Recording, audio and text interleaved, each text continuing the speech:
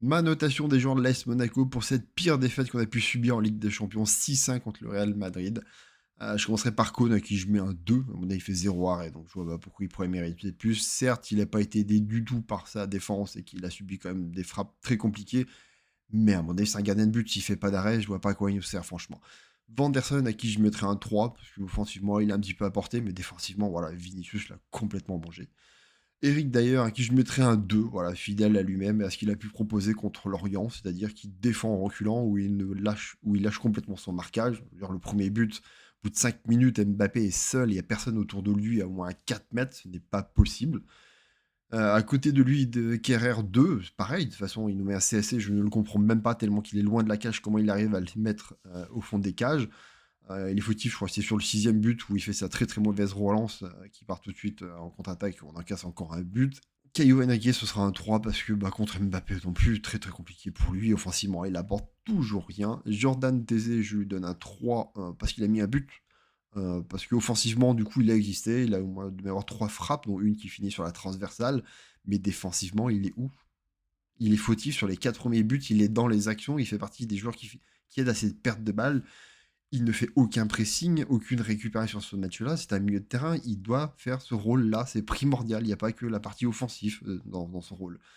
Zakaria 2. Vous êtes qui, monsieur? Parce que vous n'êtes pas notre capitaine. Vous n'êtes pas le milieu de terrain que j'ai vu les saisons précédentes. Je ne sais pas qui est cet homme sur le terrain, mais ce n'est pas Denis Zakaria. Je suis désolé. Ce joueur-là ne fait absolument rien sur le terrain. Il ne défend pas. Et offensivement, il n'apporte rien du tout. C'est le capitaine. On prend 6 buts. À aucun moment donné, je le vois secouer ses joueurs. Le seul truc que j'ai vu faire, c'est ça. Et c'est ça qui est censé motiver tes joueurs et les révolter? Je ne pense pas.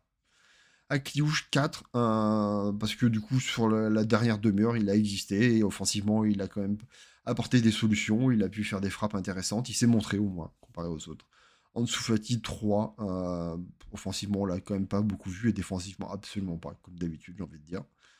Golovin, à qui je mettrais un 4 aussi, parce qu'on l'a un peu plus vu défensivement que Ansu Fati, offensivement un peu plus compliqué sur son côté, il n'a pas apporté énormément. Balogun 4, parce que lui aussi, offensivement, a continué à faire ce qu'il peut faire sur les précédents matchs. C'est avoir un très bon jeu de haut but, où il a encore mis à mal son défenseur central qui a dû le pousser à faire des fautes. J'aime beaucoup son jeu de haut but.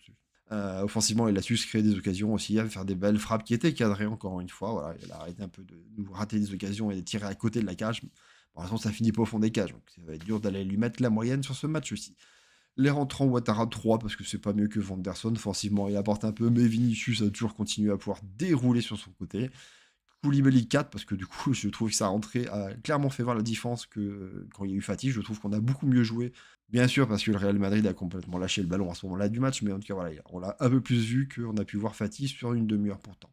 Et enfin, je finirai du coup par notre coach Poconoli, à qui je mets un 2, parce que comme j'ai dit dans mon débrief, c'était pas du tout la bonne tactique à adopter. On ne met pas 3 joueurs offensifs qu'on doit jouer contre le Real Madrid et où il est primordial de défendre. Pour moi, il fallait mettre une défense à 5 ou un milieu qui était beaucoup plus renforcé, jouer comme on l'a fait contre City. Et après, je me suis rappelé que ce n'était pas lui qui avait joué le match contre City, c'était Hutter qui avait mis ses tactiques en place de énormément défendre et de jouer après sur les transitions rapides ou sur les contre-attaques. Voilà, bon, bah, il n'a pas le même aspect tactique en tout cas que Uther, malheureusement, bah, ça fait une grosse branlée au final. Voilà, 4 minutes à peine pour faire la notation des joueurs, je pense que ça méritait pas plus de mon temps vu ce que les joueurs ont fait de ce match ici.